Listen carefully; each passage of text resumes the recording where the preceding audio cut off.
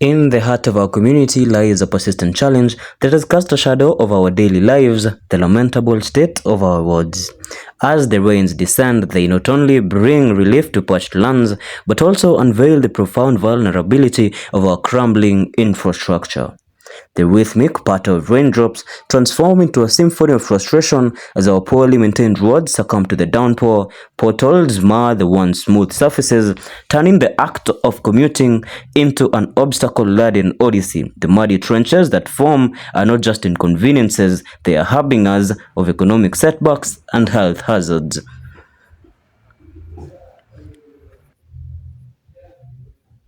Amidst this tumultuous landscape, the resilient figure of Mamboga, the local vegetable vendor, stands as a testament to the tenacity of those who strive against adversity. For Mamboga, the state of roads during the rainy season is not just an inconvenience, it's a direct hit on her and her livelihood.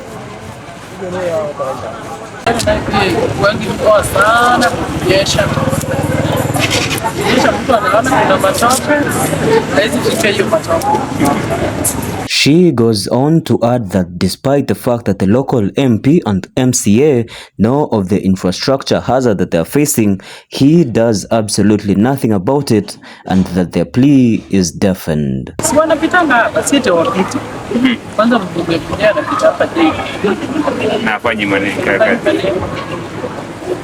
Nashinda tu tukiona wenye matumbo kubwa wakipiga mapicha, tafikiria kesho yake ndio tutapokiwa hata mchanga, tusibiwe hizo mashimo. Government ya sasa tunapoongea government ya sasa ni uchumi vile Her humble stall, once a vibrant display of fresh produce, now battles the encroaching mud and puddles. The journey to the market becomes a precarious venture laden with the risk of damaged goods and a dwindling customer base. The very foundation of Mamboga's business quivers with each raindrop as potholes deepen and roads transform into rivers of mud. Transportation costs soar, forcing Mamboga to either absorb the added expense or pass it on to her already struggling customers. The prices of our vegetables fluctuate with the unpredictability of the weather, and the economic strain trickles down to those who depend on her daily offerings.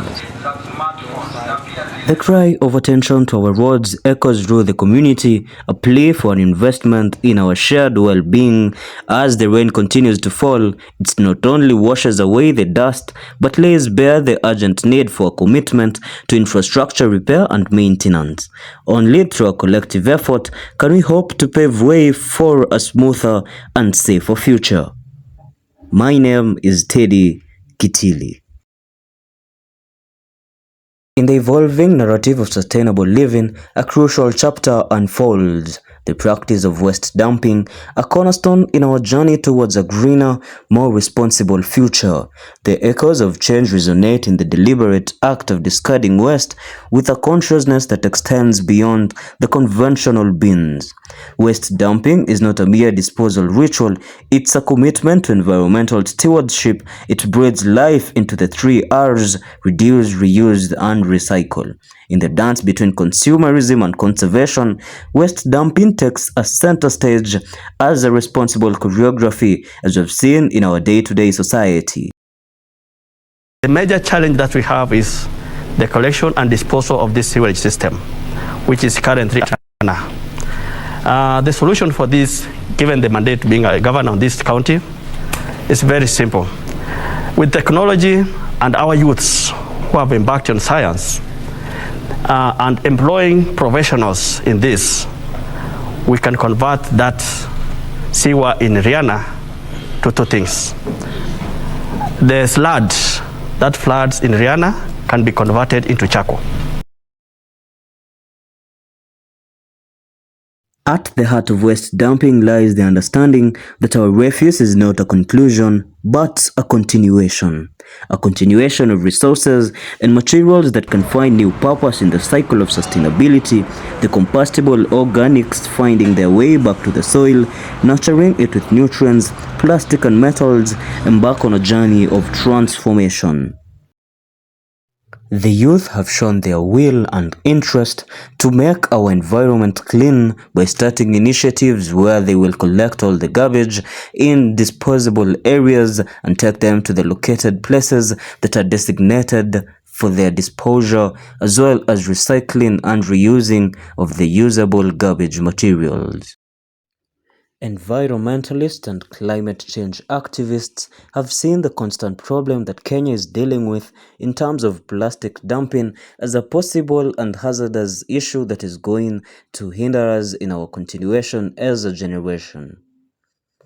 With the increased use of plastic bottles of soda, although previously the glass bottles were quite helpful, the plastic bottles have raised concern over how well they can be disposed, as well as they can be recycled or reused, and how majorly the soda companies or the beverage companies are planning on curbing this incident, as well as curbing the problem that is affecting our dumping sites as a nation. Adding salt to injury, disposing waste companies have turned down to litter and dump their waste on main roads leading to some specific estates, increasing the health hazards such as the spread of bilharzia or cholera to the neighboring people or people who live in these estates. In turn, they have urged the government to put respective measures that are going to control the waste disposing, as well as hold responsible the companies and individuals responsible for dumping this hazardous waste in their environment. The topic on environmental conservation and taking care of our environment has been one that has been making rounds for quite a time now, but only change is set to take place if you and me take initiative in ensuring that our environment and that we're disposing of waste responsibly and in the intended manners, as well as using the 3Rs, that is recycling, reusing, and reducing the use of plastic and hazardous material that can hinder our environment or cause hazard to it, and as well in return affect us as individuals. My name is Teddy Kitili.